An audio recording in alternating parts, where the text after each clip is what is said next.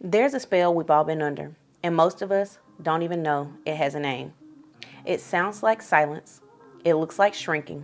It feels like knowing exactly what to say and still deciding to say nothing. But your silence isn't safety, it's suffocation. And the longer you hold it, the more your body pays the price. I'm Cheyenne, the visionary and liberation strategist behind UnveilingAnne, a space I've built for revolutionary Black women ready to align with the vision of a world worthy of our divinity. I share visual tools and practices to rewire the subconscious mind and expose the hidden programs designed to keep us in cycles of burnout and exploitation. And today, I'm going to reveal one of the most important revelations I've ever spoken. One that changed everything for me, and one that might name something you've never had the words for yourself. Somewhere along the way, we were taught that being too much would cost us. We were taught it would cost us relationships, opportunities, protection, and access to abundance. So we learned to smile when we were angry and to laugh when we were uncomfortable. We learned to soften the truth, delay our needs, and speak only when it didn't cross certain lines. And this gets reframed as wisdom. Keep the peace, choose your battles, be the bigger person, go high when they go low. But what it really becomes is a muzzle. And what you're holding in your throat isn't just a boundary or an opinion. It's medicine, it's fire, it's sacred instruction. What if I told you your voice was never just for self-expression?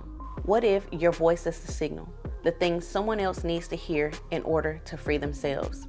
And when you silence it, you don't just lose your truth, you delay your liberation. I've known what it feels like to say, I'm fine, when I was burning.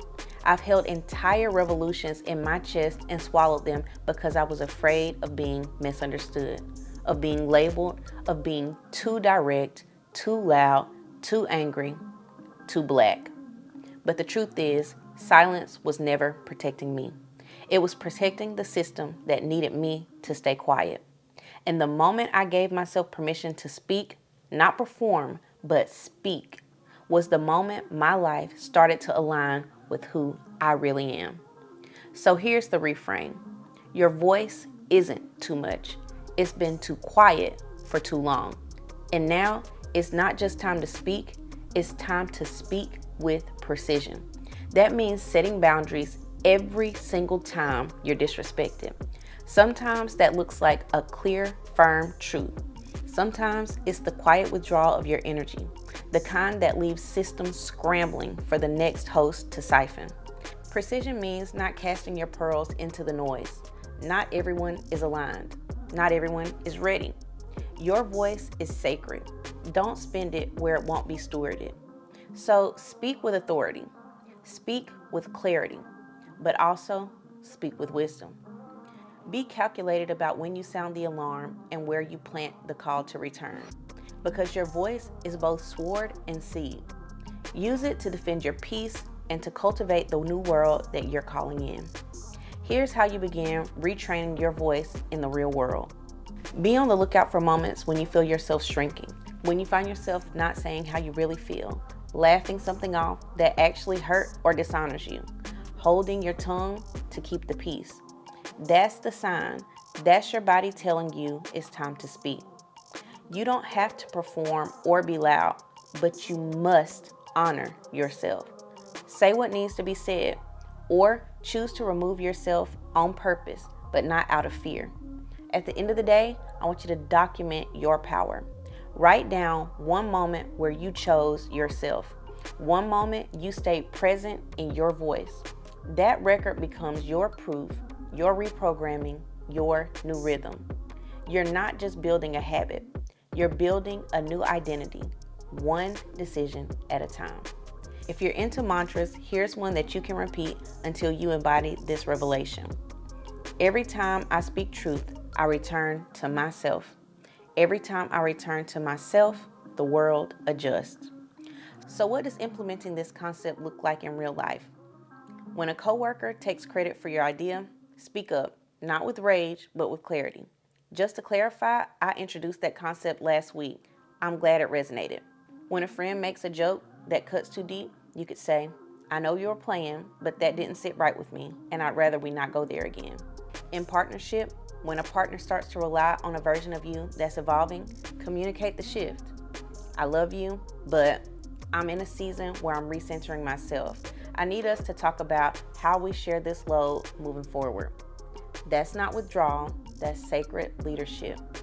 In community or family, when old roles or expectations no longer fit, you don't owe a performance, you owe your truth.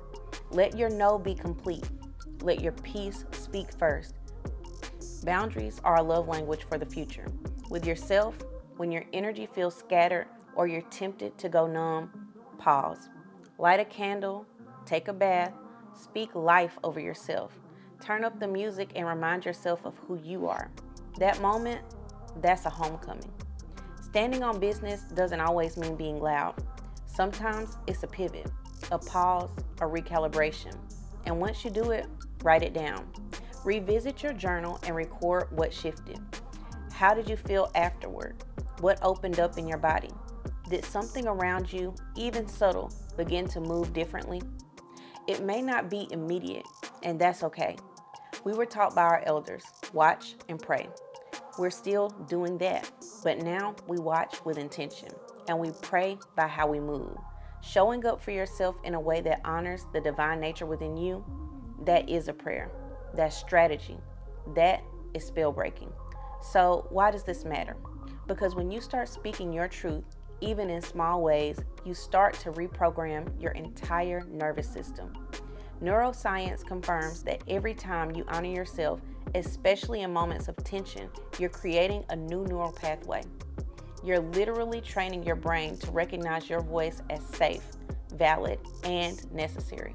Over time, this reduces anxiety, it increases confidence, and it strengthens your ability to make aligned decisions without spiraling into guilt or fear.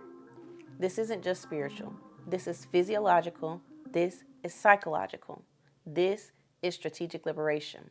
And here's what happens when you do it consistently. You start attracting people and environments that actually align with your truth. You stop over-explaining, overextending, and over-functioning.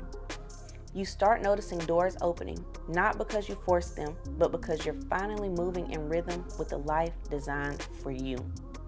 It starts with a sentence, a breath, a boundary, but it ripples outwards into your family, your finances, your relationships, and your legacy. This is how we break the spell, not once, but daily. And if you want to go deeper into this process, I created a free guide for you. It's called Break the Spell, the First Codes of Liberation, and this revelation is just one of the 6 I unpack inside. These are the truths your body already knows. I'm just giving you the language to return to them. You can download it now by using the link below. Start building your rhythm, start reclaiming your voice, and start watching your life respond.